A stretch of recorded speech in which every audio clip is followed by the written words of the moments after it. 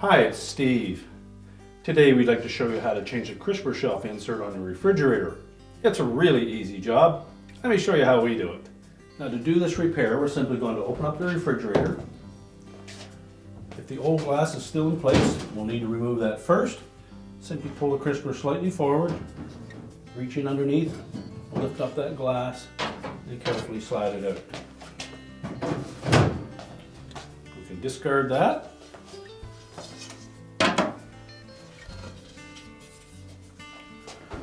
Now when installing the new glass, we'll remove this little sticker. And we also want to make sure that the painted edge of that is facing down, therefore it won't scratch off. And we're simply going to slide that into the little recessed area on the top of that crisper shelf.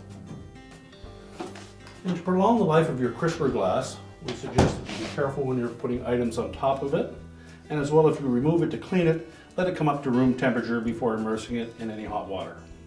And your repair is complete.